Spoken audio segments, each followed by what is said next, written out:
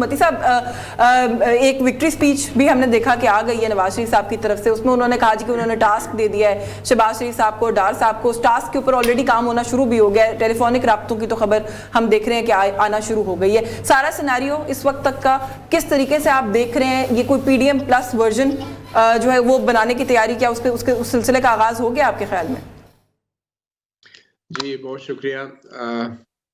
मेरे ख्याल में ये जो इलेक्शन के नताइज आए हैं पाकिस्तान की तारीख में, ये एक लिहाज से इंतहाई मुनफरिद हैं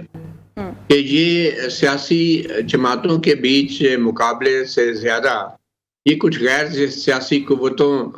की पॉलिसियों का भी रद्द अमल था जो हमें इलेक्शन के नताइज की सूरत में देखने को मिला है। तो मैं ये कह देना कि मुस्लिम लीग नून ने शायद अपनी कैंपेन सही नहीं चलाई या उनका बयानिया दुरुस्त नहीं था, मेरे ख्याल में ये एक आंसर तो हो सकता है, मगर ये वाहिद फैक्टर नहीं हो सकता। और इसमें सबसे अहम बात जो देखने वाली है कि तारीख में पहली बार आज़ाद उम्मीदवार इतनी बड़ी तादाद में सामने आए हैं कि उन्होंने सबसे ज़्यादा सीटें जीतने वाली जमात से भी ज़्यादा सीटें ले ली हैं। अब इसमें बहुत सारे कानूनी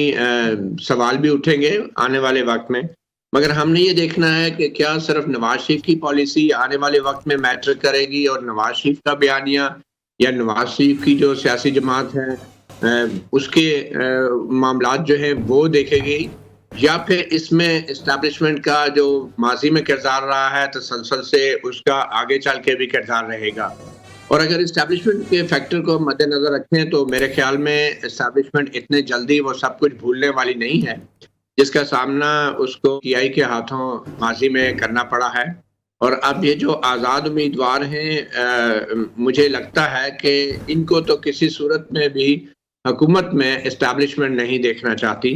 और ना ही मुस्लिम लीग नून देखना चाहती हैं। और बिलावल भुट्टो सिर्फ एक शर्त पे इंडिपेंडेंट्स को इक़्तिदार में शराकतदार बना सकते हैं कि उनको वज़ीर आज़म बनाया जाए। तो ये एक किस्म का बिलावल भुट्टो भी एक गारंटी होंगे इन इंडिपेंडेंट उम्मीदवारों की, जो इंडिपेंडेंट अरकान असेंबली की जो कि अब जीत कर पार्लियामेंट में आए हैं। तो बिलावल भुट्टो के लिए मैं समझता हूँ कि शायद अगर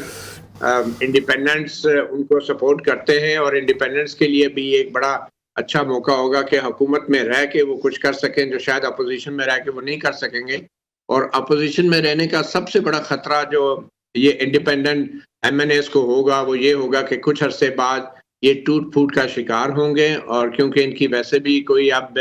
कानूनी शनाख्त तो पार्लियामेंट में नहीं है, ये खुद को PTI का बेशक कहते रहे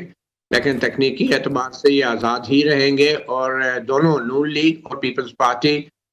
इन दोनों ने इंडिपेंडेंट्स को अपनी अपनी तरफ राग़िब करना है। तो इस प्रेशर को रेजिस्ट करने के लिए ये ज़रूरी होगा इंडिपेंडेंट्स के लिए कि बिलावल भुट्टो जरदारी को एक मौका ज़रूर दें, और ये PTI के लिए बड़ा अच्छा मौका होगा। मगर मेरे ख्याल में इस्टेब्लिशमेंट ये कभी नहीं चाहेगी, और जो नेचुरल अलायंस मुझे जो बनता दिख रहा है अब वो यही है कि नून लीग और पीपल्स पार्टी जो है वो विफाक में हुकूमत बनाएं, और इसी तरह पीपल पार्टी को नून लीग सपोर्ट कर लेगी। और हम देखेंगे कि चारों सूबों में तमाम जमातों की हुकूमत एक लिहाज से होगी बशमूल खैबर पख्तूनख्वा जो कि हैं तो इंडिपेंडेंट, मगर वहाँ पर भी किसी कानूनी नाम और शनाख्त के साथ वो ज़रूर अब सामने आएंगे और हुकूमत बनाने की पोजीशन में तो वो ऑब्वियसली हैं। तो ये थोड़ा सा अभी जिसको कहते हैं कि कूल डाउन पीरियड स्टार्ट हो सकता है अगर शहबाज शरीफ और पीपल पार्टी मिल के विफाक में हुकूमत बनाएं और PTI को खैबर पख्तूनख्वा में हुकूमत दें। और ये जो कूल डाउन पीरियड है इसके अंदर डिपेंड करता है कि इमरान खान भी फैसले करते रहेंगे या उनके ऊपर बहुत सारी कानूनी मुश्किलात होंगी, उनको किसी किस्म के बड़े फैसले ख़ास तौर पे एलानिया तौर पे करने के हवाले से। और अगर इमरान खान अमली तौर पे माइनस होते हैं और कम से कम एलानिया तौर पे वो तमाम फैसले नहीं करते खैबर पख्तूनख्वा की हुकूमत के मामलात में और विफाक के मामलात में और पार्लियामेंट के मामलात में, तो फिर मेरे ख्याल में ये मामला कूल डाउन पीरियड की तरफ जा सकता है। सही, तो ये कुछ हाईली लाइकली सिनेरियोज हैं जी।